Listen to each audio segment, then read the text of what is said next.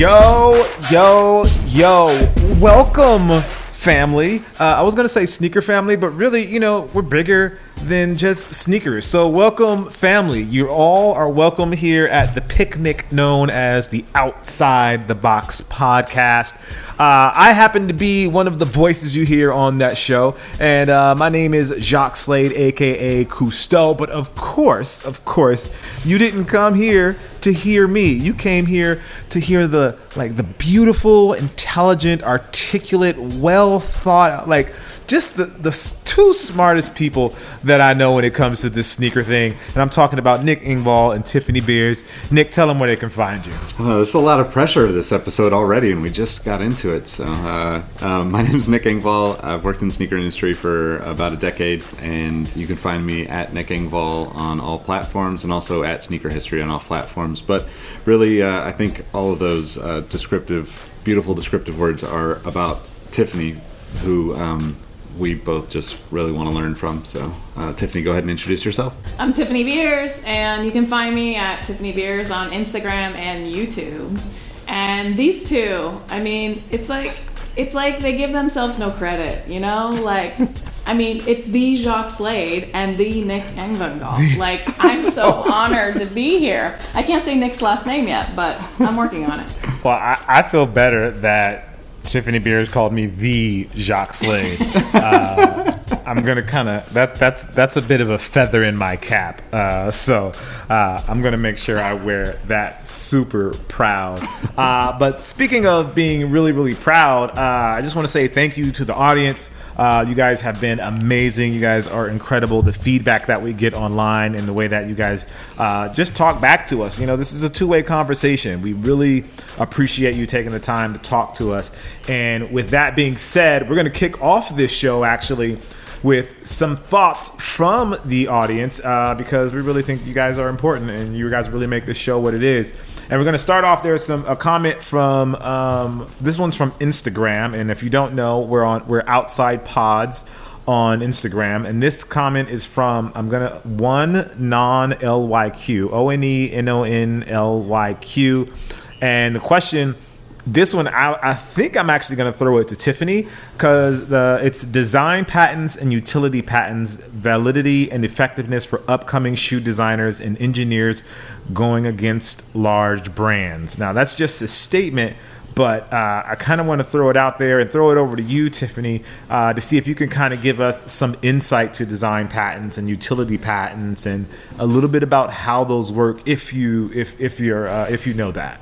Yeah, so I'm pretty familiar with the patent world. As a product engineer or product designer, you're always dealing with patents, I would say. So a design patent, is on the aesthetics. And so usually there's I remember the Nike mag when they did that in '85, they got a design patent on it, right? And it was the look of the silhouette, right? So it has to include certain things. You can't get a design patent on just anything. And then a utility patent is actually something that functions, something that does something in a particular manner with a particular set of circumstances and gives you a certain result. And so both are very, very important patents to get. And they're, definitely if you're a small brand, you have to watch out. If you're going to go in the auto lacing world, for example, there's a ton of patents in there from Nike. And you need to check them all. You need to make sure you're designing outside of those. Otherwise, it could be a big headache from time to time. Same with design patents. There's been several over the years where people have copied certain shoe designs. And, big brands like Nike can go in and fight those and get the smaller brands to stop making them. And that's the whole point. You can have sort of exclusivity on a concept or an idea on the utility or design for a certain period of time. Now, patents used to only be 7 years, but they're much longer now. I can't remember the total length of time, but it's 10 or 14 years now. It depends on the case, But yeah, you can kind of own a concept for a certain period of time if you can get a patent, which is kind of a big deal, but it's also a big deal to pay attention to when those patents expire. Because if you're interested in a certain area and you realize, oh man, these patents are expiring, you can jump all in there, right? And so interesting. Yeah.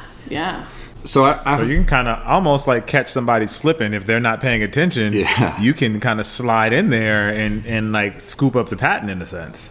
Well, no, so not really. So take Boost, for example, right? Boost patent kind of ran out a few years ago, I think, and that's why some other brands are able to kind of use a similar formulation. Like some portion of their patent ran out. And so it opened it up basically that it now becomes like a general use thing. So you can't jump back in and patent it again. It becomes part of the public domain, if you will. And so, but you can use it. Oh. Yeah. Interesting. So is that why PUMA can use their version of Boost now? Yeah. It also depends. Puma's using it now. New Balance, I think, has a kind of a version of it that looks the same. And so I don't know if Boost or Adidas originally got a design patent on the visual or just a utility patent on it, which would be on kind of the chemistry and how they make it. But either way, both of those brands either worked around it or the patents expired and they jumped in there. Wow, that's crazy. Wow, that's crazy. Yeah, the patent world That's good to know. is pretty complex. And a few years ago, it actually changed to, it was like the first person to submit. And now I'm not a patent attorney and I don't pay a ton of attention to the law of it. I just have been involved with this, so we'd have to double check on all this. But the first one to submit on a concept technically gets to own it and gets the first patent. So you want to be the first to file. Like first to file is very, very important nowadays. Because if someone else files before you and they can prove that they have like prior art. So prior art is like, for example, on Back to the Future. In the movie, technically, when the movie came out, is the art of the Back to the Future shoe, even though we never made it until 2011. So right. In that sense, they could show that they had prior art. It's the same thing if like you try to replicate like some artists, some famous artists. There's prior art showing what it actually is. So you can't always get a patent on things like that. That's crazy. That's interesting. Yeah. Yeah. So That's interesting. I have a question kind of related to that. For people that probably might not know so much about that or understand it, like what does like a typical maybe not typical, but like in your experience, what is like the number of patents that might end up in one particular shoe? Oh man, it totally depends, right? Like I'm thinking, just because I'm more familiar with Nike product, so if you have a Nike Air product, all the Air patents from back in the day, I would imagine most of them are expired at this time, but probably some still exist. So like if you have a Nike Air product, you might have a patent on an airbag. If it has like probably React or any kind of relatively new foam, there's probably patents on that. You might have a design patent on it. If it has auto lacing in it, there's definitely a ton of patents on that technology. If there's a particular material like knit, maybe how they might have utility patents on knit. You could be, I think like auto lacing shoes in particular, you're probably looking at maybe 20 patents in that shoe. So it all depends on the age of it, and it depends on if patents have been granted, right? Because the process of applying for a patent, so patent pending versus patent granted, that can be a long process sometimes. That's crazy. So do you know if someone could make something in that interim? Well, that's where like patent pending versus patent granted? Yeah, so that's where it goes back to first to file. So if you're the first to file on that concept, and after you file, other people start to make or produce, if you get that patent, you can ask them to cease and desist, right? You can ask them to shut down. So it's all about when that patent actually gets granted and who gets to file it first. So it can be very complicated. That's amazing. But that's, I imagine it at the end of the day, it protects the, a business and it all makes sense, but it does for a small business, and in this question in particular, coming from a small business angle, if you are trying to start a sneaker brand, you've definitely got to pay attention to those things, and you've almost got to be absolutely original out of the box, and that's a super hard thing to do.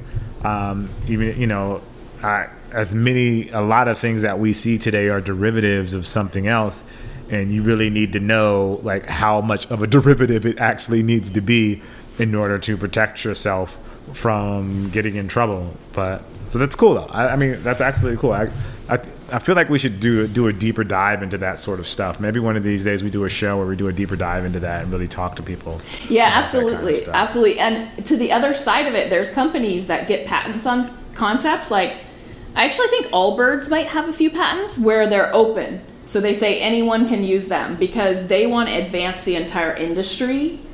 And so in that case, you make it public knowledge basically, and you share it so that you can help advance everyone together. Like, that's a whole different way to look at patents, like that you're just creating it so that everyone can use it. Yeah, it's and like, I don't know if that's actually that's called a patent versus it might be called something different, but they actually have the prior art. Like, they're the first ones to show it, but then they share it with everyone instead of holding it for only themselves. Yeah, it's almost like open source coding for like exactly. Computer engineering, right? So that's cool. Didn't Nick, you're a car guy. Didn't Tesla do that to like the big three about the battery or something like that? About the tech in the Teslas that the big three could use it? So my understanding is that was the initial like goal, right? With the original Roadster. I don't know how that's progressed. Tiffany might have a better idea because it was one of those things where it became a hot topic for a while because the auto industry is so petty in that nobody wants to change because there's big oil money behind it, and I think the big three kind of tried to do the same thing that they did in the 50s with the Tucker cars, where they just figured they could push Tesla out. I don't know if that actually I know that their supercharger network was originally designed to be something that could support other vehicles, other charging systems, but that doesn't mean that they necessarily did it for free, right? Because they can still charge people to use those stations, that they just built them to support other vehicles, supposedly. But Tiffany, do you know about that at all? I'm not sure. Not specifically, but it does sound familiar. I think Tesla has done a few things where they've shared it with the world to advance. But, sometimes that's a marketing ploy.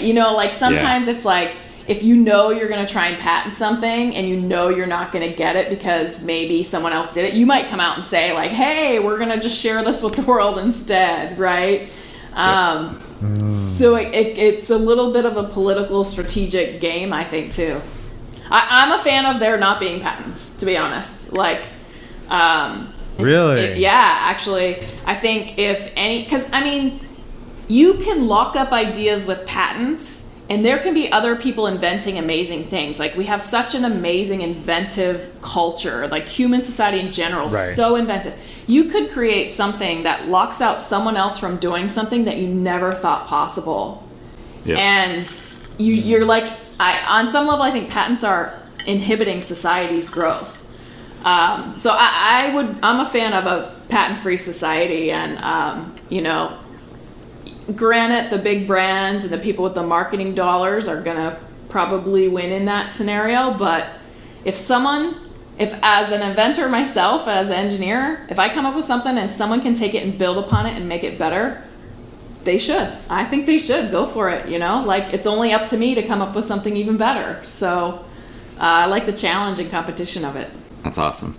I like the idea of that. My concern with that, I guess, is the situation where say you do create an amazing product and you put your product out to market and you start selling it, and then some big brand decides, oh, we're just going to do what Tiffany created and make it, and they have the marketing dollars and the spend to kind of just steal your idea and like sell it for themselves.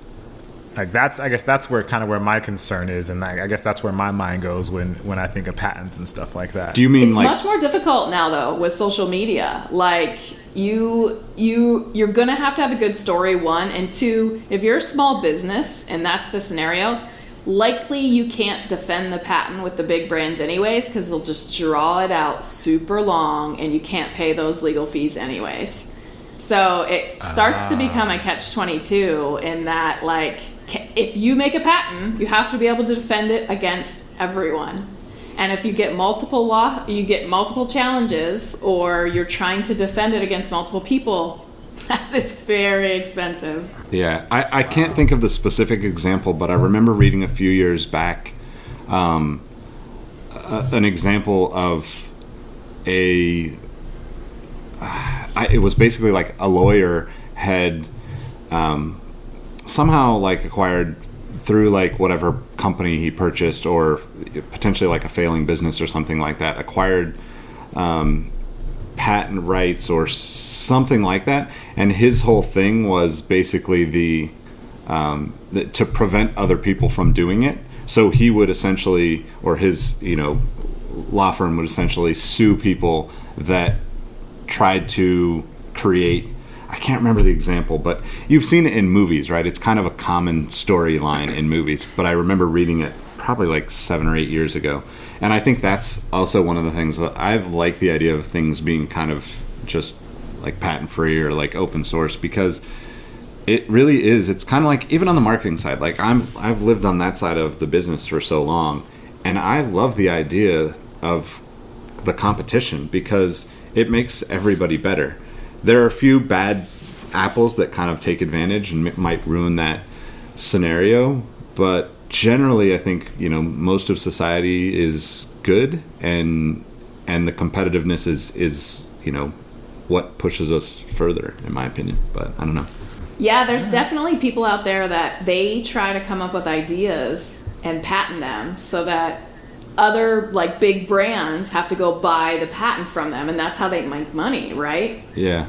And so there's this whole other infrastructure around patents of people making money and stuff like that, and it's kind of fascinating, actually. It's got its own entire ecosystem, really.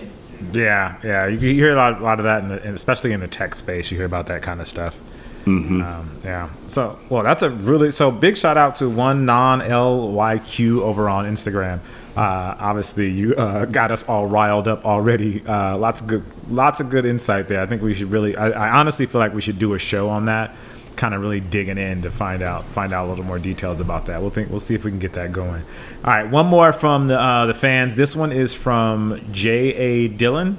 J.A. Dillon on Instagram, and the question is the rise of PUMA and why it's succeeding so much in the last 12 months. So I guess the question would be, is PUMA succeeding? And is there a difference you have seen in the last 12 months? Nick, I'll go ahead and throw this one to you to start things off. I definitely think that PUMA has made some pretty good moves in the last 12 months. I don't know that has resulted in dollar,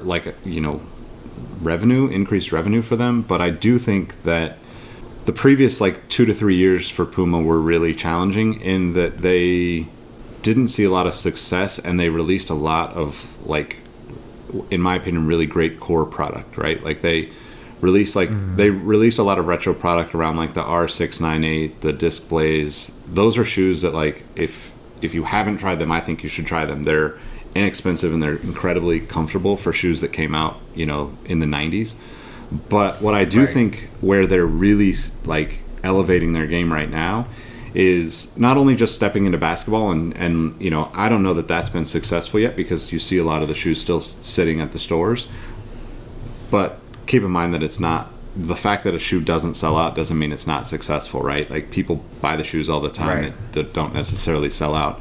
But I do think with the kind of chunkier running shoes, the RSX stuff, the partnerships, and I know you worked with them a little bit, Jacques, but the level of the partnerships and the level of creativity that they've had in pushing those products out, and the number of people that I see that have never worn a PUMA before on social media that aren't necessarily being paid, that definitely has been a game changer for them, in my opinion. So I think a lot of it is them stepping out of their comfort zone. You know, if you look at like the last 3 to 4 years and them really going with like traditional, this is our old product, we're going to retro it the same way that, you know, Nike has always had success in just bringing back the Air Max models or bringing back the Jordans, and that doesn't work for a lot of the brands because they didn't have the same level of success the first time through.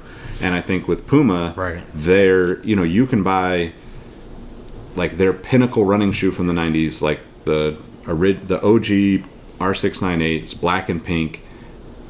That was like probably a $90 shoe retail. You can probably find them right now for $20 or $30 brand new in stores and on eBay and discount sites. And you will never see, you know, a Nike shoe that low at that level. Like Right. an Air Max 1 in like University Red is never going to be below, you know, $50 or $60 because there's just a bigger demand for it.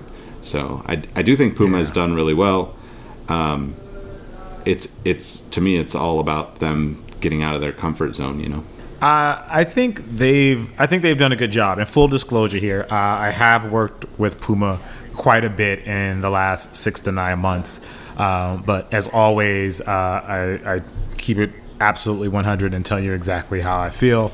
I think they've been doing a good job for the last little bit. I think marketing-wise, they've been really getting their name out there, and I think that really makes a difference as far as, like, I think everyone knew about Puma, but I don't think Puma really played in this space very well, and I think now that sort of perspective on Puma is changing. And, you know, it's one of those things where when people see influencers or other people wearing them, they start to think, oh, maybe it is okay to wear Pumas. It is kind of cool. And one of the shoes that I think is really helping bridge that gap is the new RSX, which is based on like their running shoe from like the 80s. And I think that shoe is definitely making a bit of a change. The basketball shoe, the Clyde Court Disrupt, or the Clyde Court, I guess is just called. I think people are starting to kind of come around to it when they see how comfortable it is. They are using their own version of Boost. I guess you wouldn't technically call it Boost. They call it, but it's a hybrid tech with their Ignite and then their version of Boost, which I think is called Infinergy. I could be totally wrong about that. I might be mixing up the titles, but seems like they're doing a good job there. But I think if they continue to build on what they started in 2018, I think 2019 could be really exciting for them. I really hope that they continue to be active, continue to be like in your face, continue like not apologize for who they are and their legacy product, and just being out there and putting it out in front of people. I think it could be really exciting for them, but we'll see. Also, and when speaking about Puma, something else that's interesting that they're doing, and this was actually mentioned in the from who was that from? There was a comment Xavier about it from Xavier Jones about companies playing in the social justice space. Nike obviously did it with Kaepernick, and Puma is going after it pretty tough with the shoe that they did for Trayvon Martin, and now they're doing one about prison reform. And I personally like that they're being so active in the political space. I think part of it is, yes, it's part of it is marketing and being known for a brand that's, you know, that cares about the community, but also like the money that's being funneled into the community, and the money that's being used as a result of these things are definitely helping the community. So I'm all for it, and I think it definitely helps out. So I think it's good. I think it's genuine, especially with like them having Meek Mill on their roster. It's obviously something that's important to him, like for the prison reform, and, you know, with Jay-Z being the head, these are topics that fall close to heart for those influencers and those people that are helping run that business. So to me, it makes sense that they're playing in that pool or on that playground. Yeah, and I think like Xavier was asking, you know, kind of how we felt about the, you know, if it's just the brands trying to show that they're woke in the current like political climate. And I think that it's awesome that people are, you know, like Xavier, myself too, like just very cautious when you see the kind of stuff that's going on. But in the case of like PUMA specifically, I look at that in a completely different way. I see it as like, Meek Mill just got out of prison. He's looking at ways to change his life because he probably thinks a little bit differently after having, his freedom taken away for a while.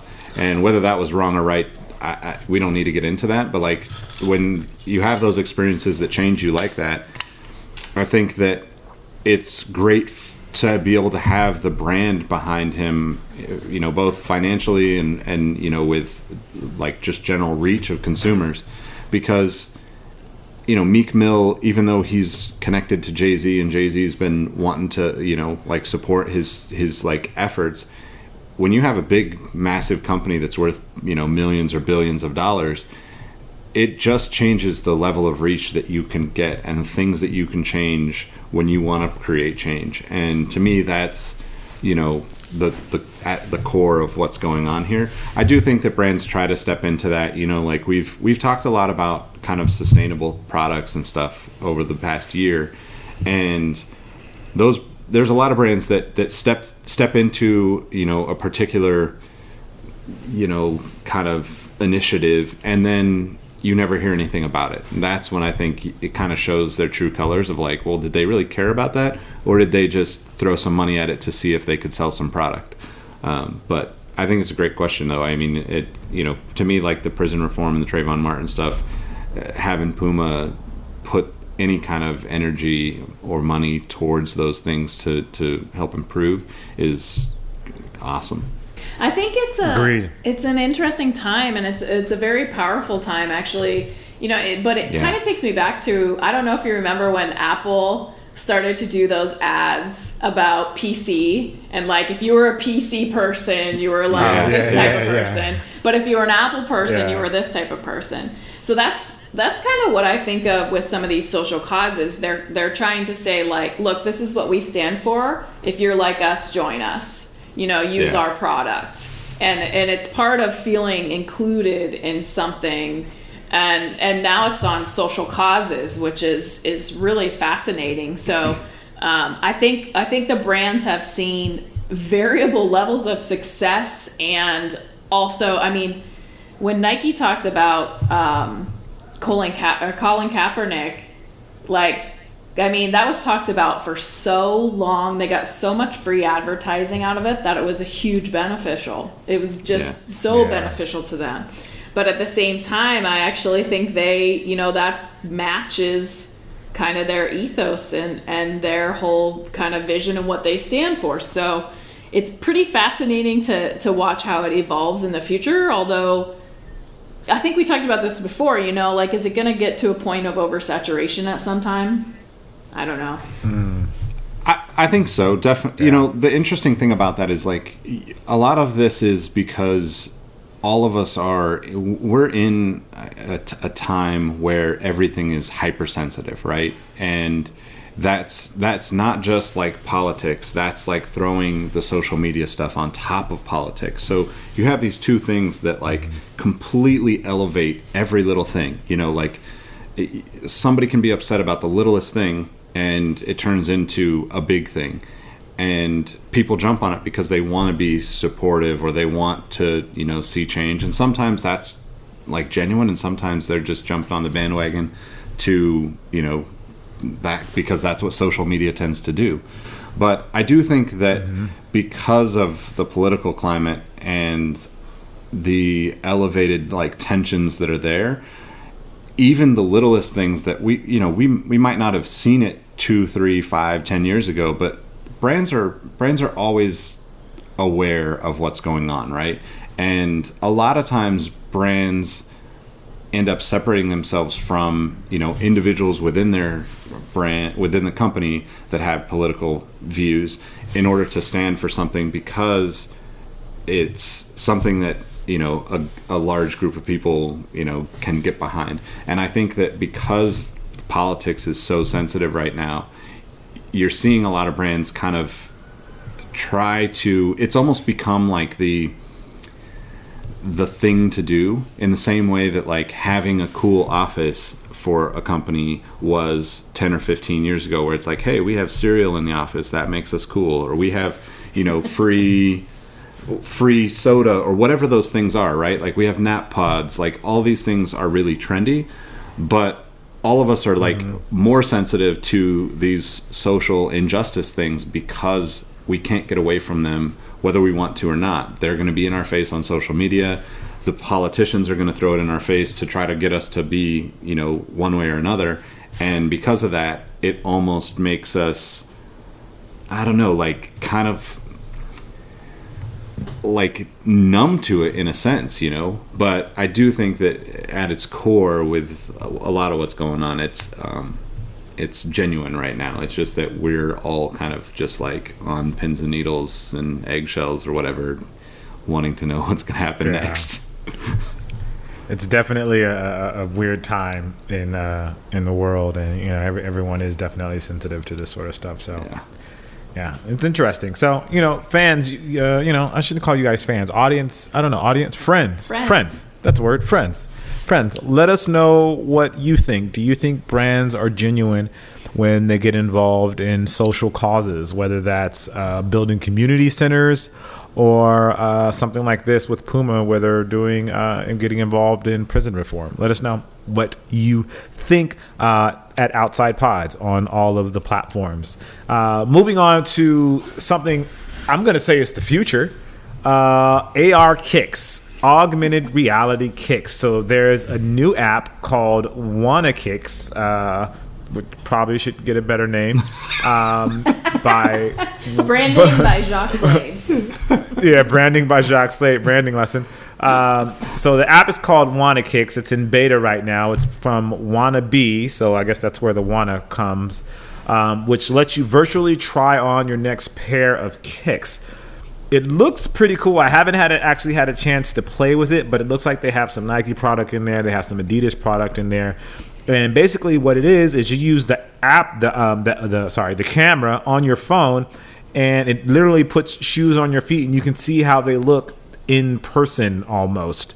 I, for one, am all for this. I think it's really, really dope because it allows you to try on shoes that you may not ever really get a chance to see. And I know a lot of times, and this has happened quite a bit for me, where there's a shoe that I see it online and I'm like, oh, that's dope, that looks great, but then I put it on my feet and I see it on and I'm like, doesn't look as good as I originally hoped. So I guess for me, my thought is like, it has to have a couple things. One, it has to have a great toe down. Like the toe down perspective needs to be on point. I think that's, as a sneakerhead, that's something that I'm always paying attention to. The heel shot, how it looks from the back, always needs to look nice. And then like the side shot or the profile shot, like those need to be locked in. And from reading the article, which is over on TechCrunch, if you want to read it, you can actually walk in the shoes as well, and it'll show like you walking in the shoes. And I just think that's absolutely fantastic. It's really cool. This is the kind of stuff that I was super excited about early on when I found out about augmented reality. And obviously being in the sneaker world, I'm like, oh, that's really dope to be able to kind of have this augmented reality version of sneakers, or being able to put your sneakers on in that sort of way is where my mind went. Obviously, I'm not smart enough to put something like that together, but to see it happen, I think is pretty cool. And, I think it opens up the door for even brands to try out silhouettes that they haven't even made yet. They're just like, oh, this is something we're thinking about. What do you guys think about this? Use the Kicks app. They don't use a better name, and try these out. But so I think it's cool. So I don't know. I think it's a pretty cool thing. What do you guys think? Well, to me, it's all about the accurate representation, right? Like, I don't want to try. I mean, I think it's cool. I do want to try it, but if it doesn't, if I, for example, try on a pair there and I buy it and I get them home and they don't look the same, that's what I'm worried about. So I'm curious as to how they're doing that. I'm assuming they already kind of took care of that. But that's kind of what I would worry about. The other thing is like how materials lay. And so like certain materials in shoes, if the shoe isn't like super form fitted, if you will, if it's a little bit baggy, I'm wondering if you're going to see it or notice in this app. And so how certain materials lay, like, there's some wrinkles here and there sometimes in some shoes, and like, I'm wondering, and maybe I'm being way too nerdy and specific, but I'm wondering if it kind of shows that kind of thing to be really accurate representation, or if it just makes all shoes look good on you. Yeah, I agree. Like, it has to be really close to real, right? There's so many shoes that just don't look right, where you could take a great picture from a certain angle or from a certain perspective and make it look great, right? And marketing people have figured this out anyway, right? You see it on all the websites that you're buying sneakers from, where it's like, oh, these shoes look great. Does it look the same on your feet? Probably not. But I do think that this technology, and Jacques kind of hinted at it, right? Like, if you think about like what happened with the Air Max, kind of, I forget what they called it, but the Air Max Challenge, where Sean Wotherspoon got to do his Air Max 97 Air Max 1 hybrid, where that was originally a contest, right? Where like the handful of people got to design or come up with their ideas, and then the winner got to actually have the shoe created, and Sean was the winner and that shoe was created. This, like Jacques said, could turn into something that's really powerful for brands if they're able to let people like customize the shoes, pick colors, or it's almost like taking like Nike ID or my Adidas and putting it on steroids in order to determine what could come out. I see that as like the biggest potential value for like this use. It is cool to be able to see like the examples that they have, like showing like skateboarding and walking around and kind of like showing the different views of your foot is definitely better than what I've ever seen in any kind of augmented reality sneaker app. But I think Tiffany's point about the materials, like for me, that's like a huge thing, right? If I know that the materials are nice, that's a better selling point, and I know that they like look the way I want them to look on the shoe. That's a better selling point to me than just being able to see a shoe, on my foot in some sort of AR app. I don't know. What do you think? Yeah, I agree. I agree. I mean, because if you just pay attention to the return policies, you can order it, as long as you have the money to float it, you try it on and then you send it back, where you get the real thing. And this would be super helpful if it was super accurate. Yeah. And let's be totally clear. This is marketing. This is just to get you to buy stuff. Like I know I'm talking about the cool parts of it, but really this is just to get you to buy stuff. It reminds me a little bit. There's an app called House. Oh yeah, where you can put virtual furniture into your house. So I expect it to look at least as good as that. I haven't bought anything from House yet, but I've used it to toss around ideas of like, oh, what would this chair look like here, or what would this painting look like on this wall. So I think it's pretty cool in that regard. So, but at the end of the day, again, this is a way to sell you stuff. So as cool as I think it is, I want to make sure we can make it clear to the audience that this is about buying things with all the 3D geometry and algorithms and neural networks that they use to make it happen. It's really just to get the coin out of your pocket. So don't lose sight of that and all of the coolness. I thought I saw your studio on House. I wasn't sure though. It looked like the same background, but I wasn't sure. That's very funny. I'm moving on up here, Tiffany. I'm moving on up here. That's funny. But moving on to a story that I'm kind of I'm interested to hear about, and it's about the Yeezy Boost. Apparently, in the, I believe, was it the last 6 months or the last quarter of 2018, Yeezy sneaker sales grew by 600%. Now, my thought is I feel like this number is a little misleading but I guess it's not misleading at all. They made more Yeezys, and that's why they sold more Yeezys. I feel like they throw this number out there as if there's a larger demand for Yeezys, but I think it's just like they made more and people wanted them all along and they were finally able to buy them. I don't know. I feel like I'm reading into this. Maybe I'm reading into this the wrong way. I mean, it's exciting, obviously, that Yeezys are selling and that more Yeezys are selling, but I don't.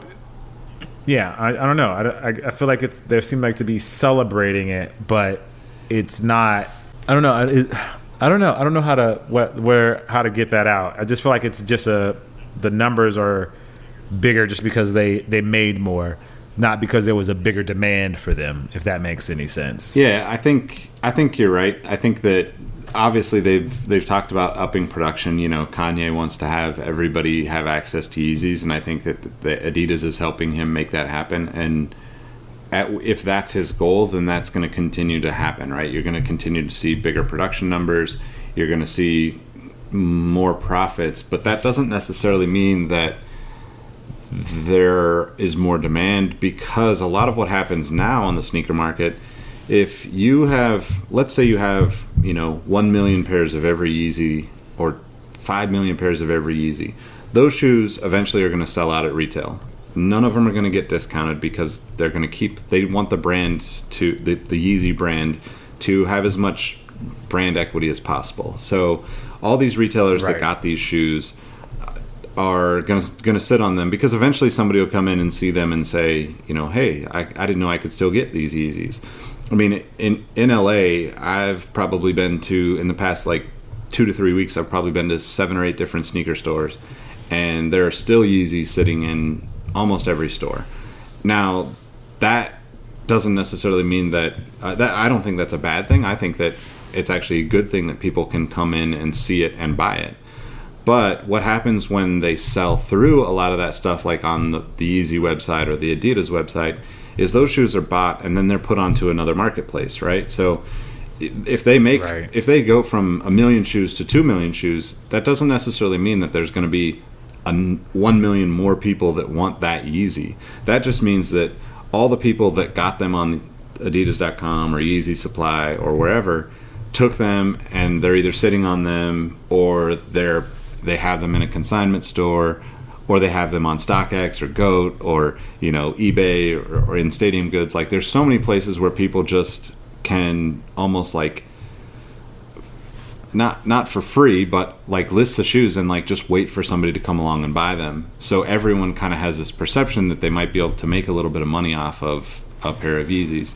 The reality is that demand hasn't really changed. It might go up and down a little bit, but it's not going to go up 6 times over the course of a quarter, unless there's something absolutely insanely different about the shoes. And the last shoes in this quarter from Yeezy and Adidas were pretty nice. The static pack stuff was kind of hit on the reflective materials and stuff that sneakerheads have always enjoyed and have always wanted. Right. But to think that it went 6 times that amount, I think it's a little misleading, and the shoes are just shifting. It's just shifting from who's going to sit on those shoes, right? They can sit on the Yeezy Supply site, or they can sit in, the buyer's hands, or the sellers on StockX or GOAT or whatever else. So I don't know. That's my Or they're opinion. sitting in a huge warehouse at Adidas somewhere, right? It's all a numbers game, right? So if you sell 10 of something and then you sell 60 of it, you just made 600%, right? Yeah. If you sell 100 and then 600, it's the same thing. So I'm thinking more that they may have sold 10,000 pairs on average, and now with this bigger launch, they'll sold 60,000 pairs. And so that's a 600% growth, right? So it's all relevant to the numbers, I think. Good for them for orchestrating this 600% sales growth. That's a great story for them. But the moment you start to look into it, it's not like you went from making millions to trillions. They're not at that level. If they were, we would hear about it. I guarantee we'd hear about it. Yeah. Absolutely. So if they sold through 1 million or so pairs, they'd say something. Yeah, that would be talked about. big time. So yeah, it's all relevant. I mean, I think it's good. I'm glad the YEEZY brand's doing well. I hope it is doing as well as they say, because I think it's going to be challenging if they're like making it seem like it's doing better than it really is. Yep. Interesting. All right, I'm going to steer the pot a little bit here. Do you guys, either of you, see a day when Yeezys, like the 350 V2s, are just in store like an Air Force One or just like an inline sneaker?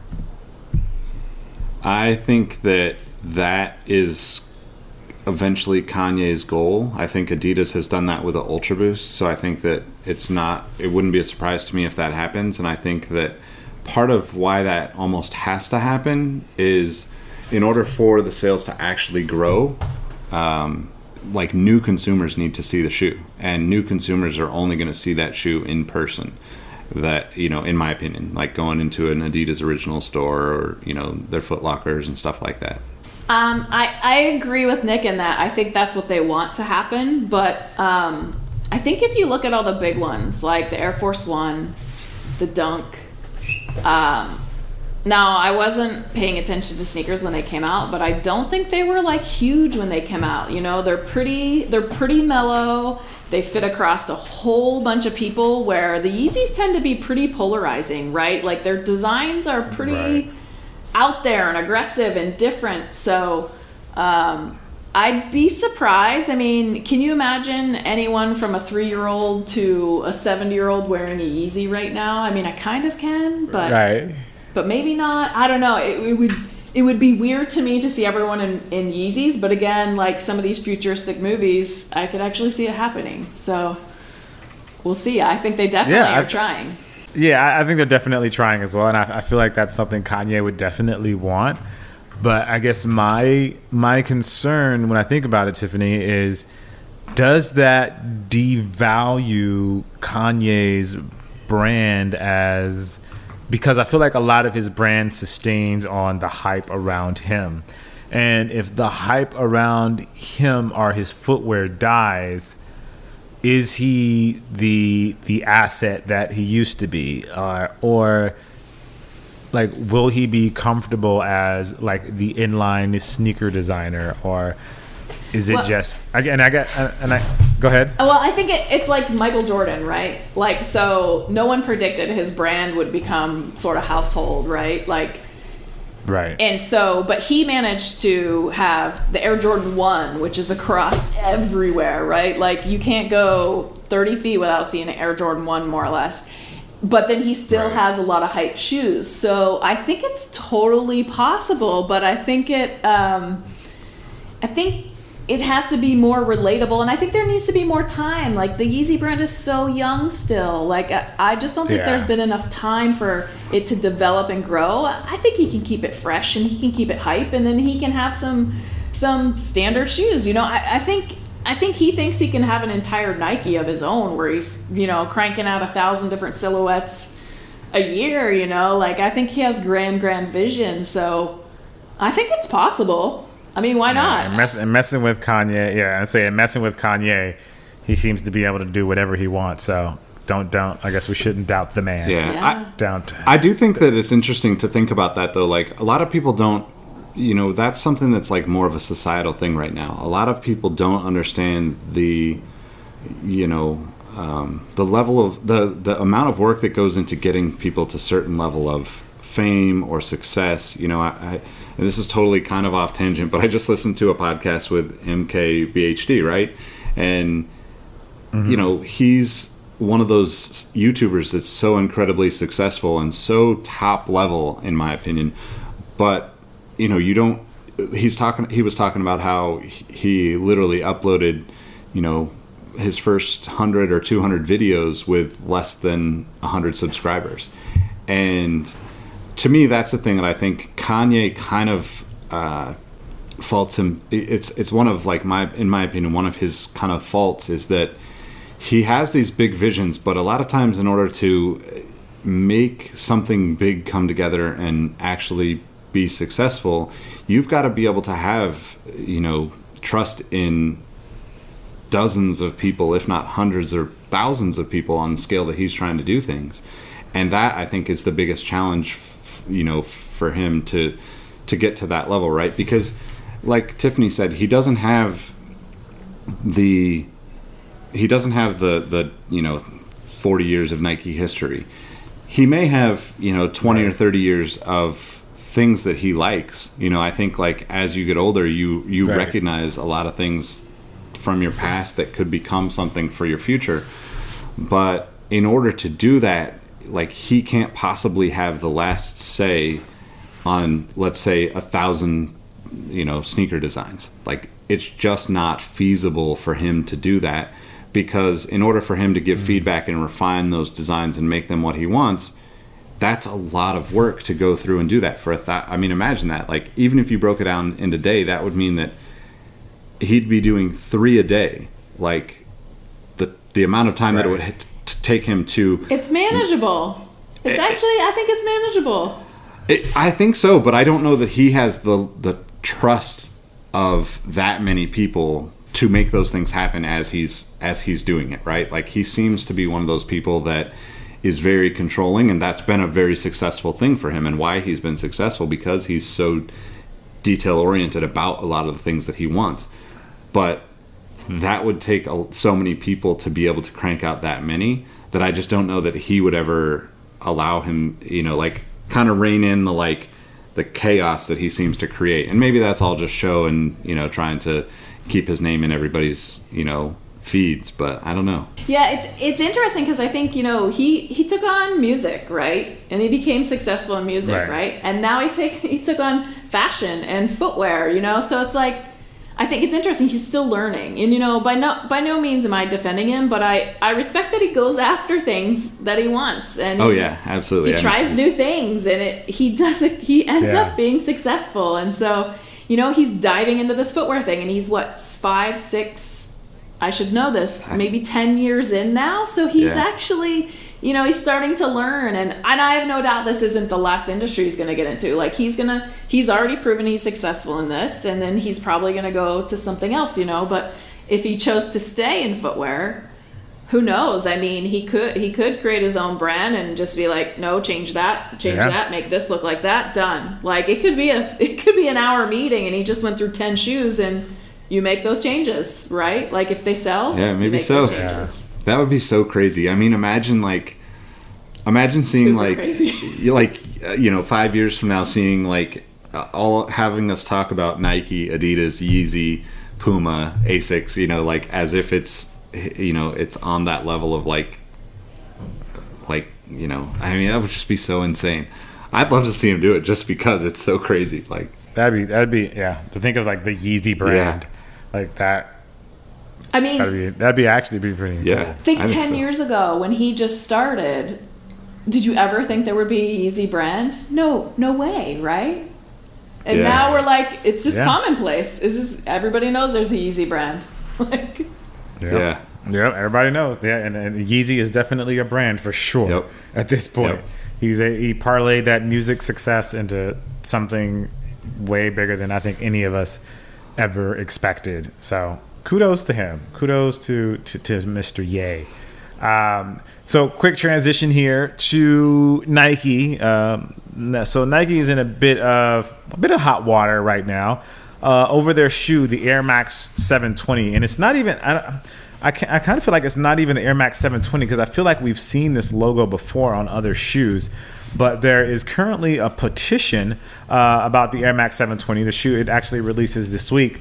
Because the Air Max at the bottom, it's a stylized version of the word Air Max, and there's a request to recall it on over on change.org, because if you flip the logo upside down and you look at just a few of the letters, it's similar to the word Allah, which is obviously a sacred word in Islam, and the shape is very similar to the word Allah in Arabic. Now, you do kind of have to flip the shoe upside down and then turn the logo upside down and exclude the X and the A from the word, but it's definitely similar. So there's obviously a bit of controversy about that. There's a petition. It looks like when this article was originally posted that this is on January 28th. What's today? Is the 29th? Today the 30th. There were 6,000 signatures. And as of right now, there are, I believe, about 17,000 signatures. About 17,500 signatures. And they are requesting that Nike stop selling the shoes because they consider it blasphemous and offensive to sell a product with the word Allah on it. And I imagine it doesn't help that it's the logos on the bottom of the shoe and that you're basically walking on the name of Allah, which I imagine the Muslim community is not going to take very lightly. Now, this is not the first time something like this has happened to Nike. I can't remember the shoe. I feel like it was Dennis Rodman's shoe that had this. Tim Hardaway, the Air Bakin in 1997 was. There you go. Basically, what happened then was, it was a stylized logo. The Air logo on the back was stylized like in flames. Personally, I think it looked more. Like it seemed more legitimate concern then than what it is now, because you're having to cut apart the logo to get to the point of the people that are petitioning for this.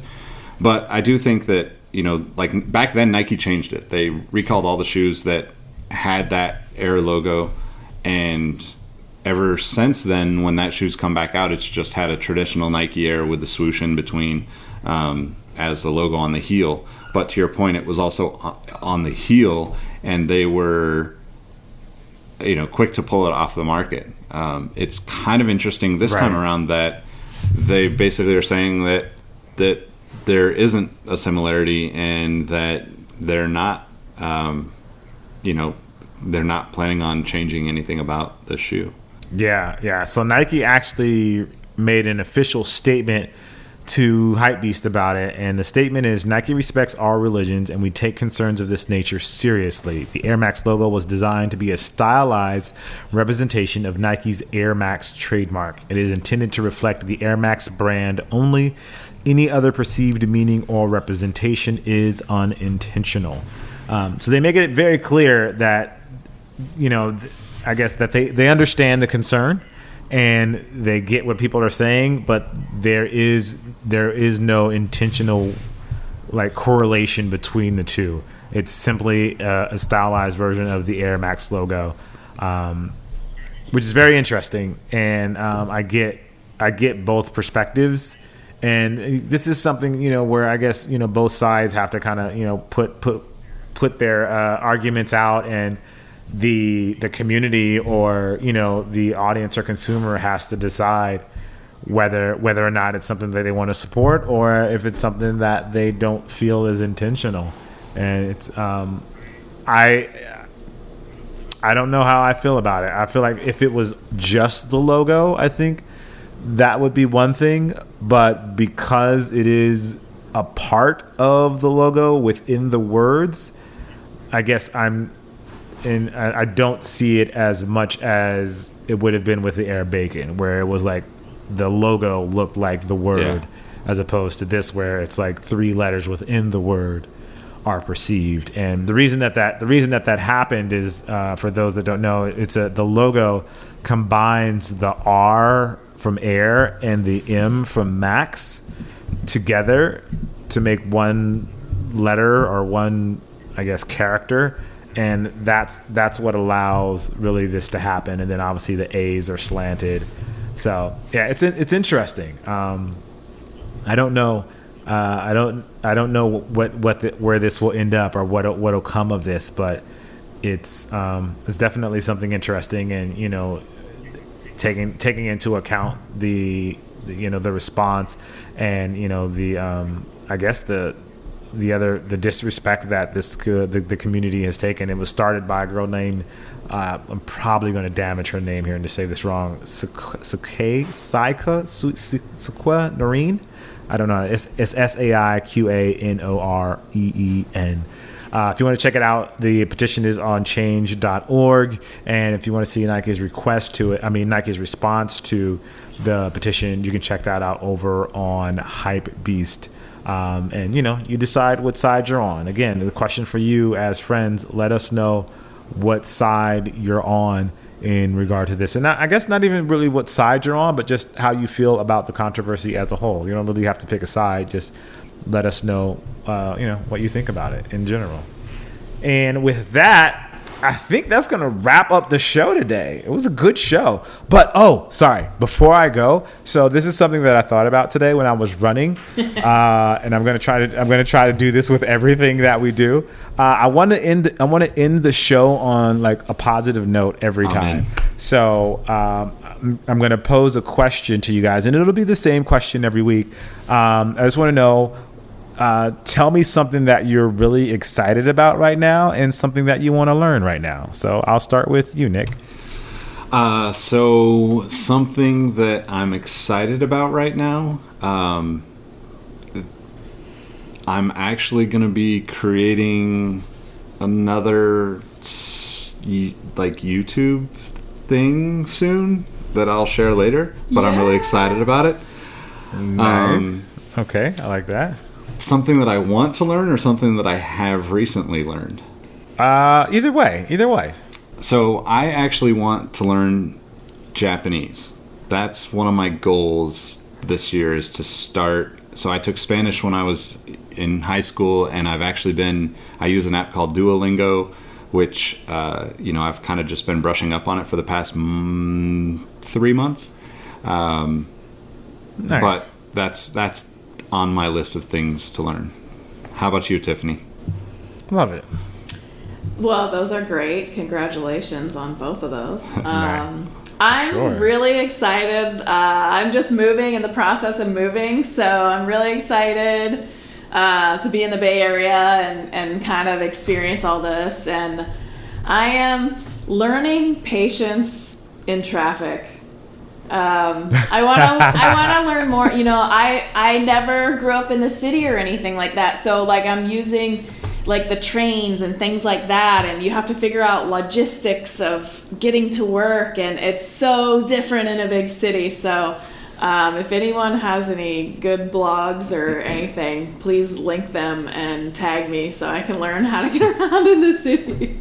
That's amazing. As for me, I something that I'm really excited about is like motion graphics. I've been fascinated by it for a very long time, and I'm really starting to kind of dip my toe in it, and I want to use it as a way to make my videos better that I create on YouTube. So that's something that I'm really excited about, because I've been just dibbing and dabbing in that a little bit. And then something I want to learn is I want to be a better photographer. I think I take okay pictures now. But I really want to be able to, I feel like the composition of my pictures isn't where it needs to be. And that's something that I'm really excited to really pursue in 2019, is to get better at that, just because I think there's just a good opportunity there for me just to be better. And I think it'll help my videos as a whole. So those are kind of both of mine were very video centric, but yeah, those are kind of the things where I'm super excited about and things that I want to learn for this year. So cool. Yeah, I don't know. I just thought it'd be cool to start ending the show on a positive note, on things that we're excited about, things that we want to learn to make ourselves better. So friends out there, let us know what you're excited about or something you want to learn. You can reach us at Outside Pods on all of the places. We're gonna get out of here. I am Jacques Slade. This is the Outside the Box podcast, where we talk about anything that we want, mostly sneakers and technology, because that's the worlds that we live in. You can find me at Cousteau all over the internet. That's Kustoo. I'm on all of the places, but that's really not important. Again, what you're here for is the mind of Nick and the mind of Tiffany, their insight, their intelligence, and just the witty banter that they provide on the show. So, Nick, tell them where they can find you. At Nick Engvall, NickEngvall on all platforms. You can also find me at Sneaker History on all platforms. But I think as our conversation on patents clearly showed, both Jacques and I really are here to learn from Tiffany. So Tiffany, let them know how they can connect with you. True. Tiffany Beers. You can find me on Instagram and YouTube or at Outside the Pods. Now, Jacques, I mean, I think we left one thing out of the show. Relationship advice. Uh-oh. Is it coming next time? Can we talk about relationships next time? I would love to talk about relationship advice. And with that being said, friends, if there are some things that you're going through, if there is a woman you're pursuing or there's a man that you're pursuing, I'm here to help you. At the Outside the Box podcast, we do it different. And we're here to help you. We're here to lead you. We're here to teach you.